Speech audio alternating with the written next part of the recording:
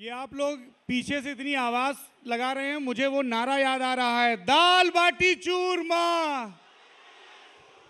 दाल बाटी चूरमा।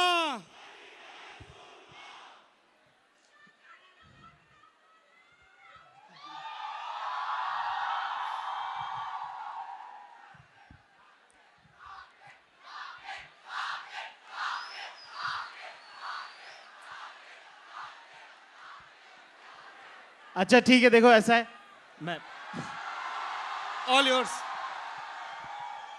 बड़े दिनों बाद दिल्ली आने का मौका लगा है, आप लोगों से बात करने का मौका मिला है। अगर तुम्हें ही बकैती करनी थी तो मैं आया क्यों? तो थोड़ी देर बात कर लेते हैं, फिर तो मैं तुम्हारे साथ ही हूं, ठीक है? पीछे तक से हुंकारी आनी चाहिए, ठीक है?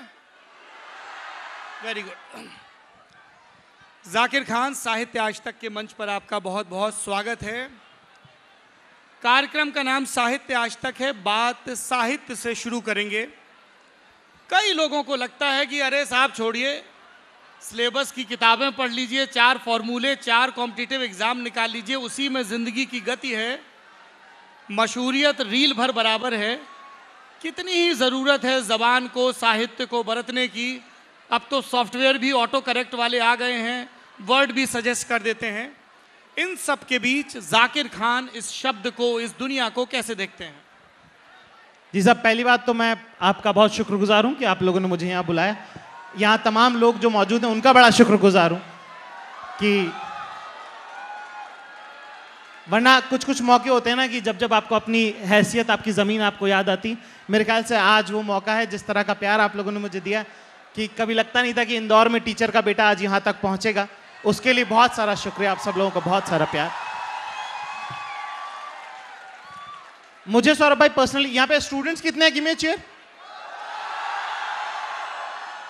ठीक है, तो मैं बता दूं, जितने दोस्त हैं तुम्हारे अभी यही पक्के दोस्त हैं, इसके बाद मिलेंगे नहीं। दूसरा, लड़के कितने यहाँ पे? गिव मी अ चीयर। और लड़कियां कितनी? गिव मी अ चीयर। माशाल्लाह से कोमल है, कमजोर नहीं, शक्ति का नाम नारी है। तुम आपके सवाल का जो जवाब था, एक डेमोग्राफिक का थोड़ा सा अंदाजा हो जाए तो बेटर रहता है। तो मेरे कहने का मतलब ये था कि भाई अब ना एजुकेशन का कोई मतलब उतना रहा नहीं, नॉलेज का मतलब उतना रहा नहीं है कि जैसे उतने मैथ की रिक्वायरमेंट नहीं है। बेसिक सबको मोबाइल पे, कैलकुलेटर पे, आपको जगह याद करने की जरूरत नहीं, आपको सब कुछ एक्सेसिबल है। अब जो एजुकेशन आगे होनी चाहिए वो बेहतर इंसान बनने की होनी चाहिए। जी साहब, तो मुझे ऐसा लगता है कि बेहतर इंसान बनने के लिए पढ़ा लिखा होना, दुनिया में एक बहुत खराब बात चली हुई है कि पढ़ा लिखा और समझदार एक ही होता है, जबकि ये दोनों अलग अलग लोग हैं। जरूरी नहीं कि जो पढ़ा लिखा है वो समझदार भी, और जरूरी नहीं कि जो अनपढ़ है वो बेवकूफ है। मानते हैं ये बात? तो इसलिए पढ़ा लिखा प्लस समझदार होने के लिए साहित्य का बहुत इस्तेमाल है। अच्छा पढ़ना, अच्छा लिखना। अगर आपको किसी से प्रेम है, अगर आप उसका इजहार करना चाहते हैं, तो आप वसीम बरेलवी को कोट करेंगे ना?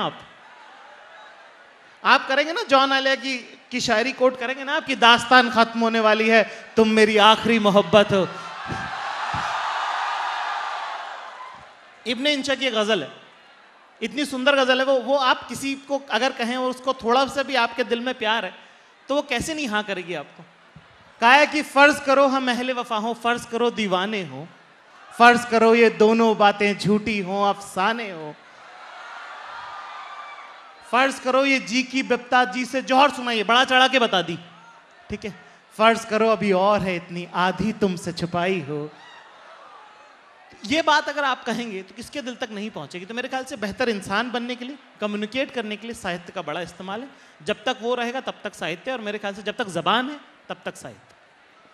जाकिर, इससे पहले कि हम आपके कॉमेडी के सफ़र और उसके मील के पत्थरों की तरफ बढ़ें, AIB दिवस की बातें करें, उसके पहले के संघर्ष की, चाचा विधायक हैं हमारे की बात करें, 11वीं कक्षा की बात करें, तथास्तु जो आपका स्टैंड अप कॉमिक आने वाला है उसकी बात करें।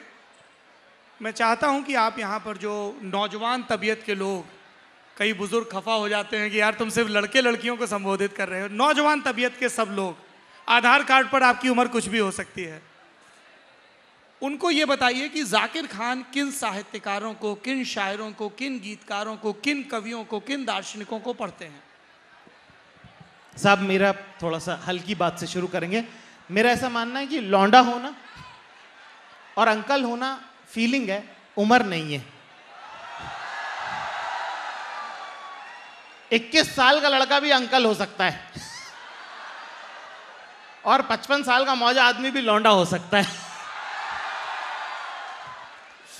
तो वो तो रही साहब उम्र की बात। दूसरा जिन्हें हम पढ़ते हैं, हमारा क्योंकि बचपना इंदौर में गुजरा है, तो राहत साहब का बड़ा हम पे इम्पैक्ट रहा। उनका बड़ा आशीर्वाद रहा। 1-2 बार जिंदगी में उनसे मिलना भी हुआ और बड़े प्यार से उन्होंने मुलाकात करी हमसे, तो वो एक बड़ा हम पे इम्पैक्ट। कोई शेर भी उनका सुनाते चले? जी। तो अब जैसे छोटी सी बात है, मैं यही सब लोगों को बोलता हूँ कि किसी को आपको ये कहना है कि यार मेरे पे छोड़ दो, मेरी जिम्मेदारी है, ठीक है, उसको आप कितना भी एश्योरेंस दिलाओ ना, उसको नहीं समझ में आएगा। पर अगर आप एक शेर कहें तो उन्हें खट से समझ में आता है। जैसे कि एक शेर है कि सारी बस्ती अपनी है, ये भी तो एक फनकारी है, कि सारी बस्ती अपनी है, ये भी तो एक फनकारी है, वरना बदन को छोड़कर अपना जो कुछ है सरकारी है। कि सारी बस्ती अपनी है, ये भी तो एक फनकारी है, वरना बदन को छोड़कर अपना जो कुछ है सरकारी है। और कश्ती पर आंच आ जाए तो हाथ कलम करवा देना, कि कश्ती पर आंच आ जाए तो हाथ कलम करवा देना। अब लाओ पतवार मुझे दे दो, ये मेरी जिम्मेदारी है।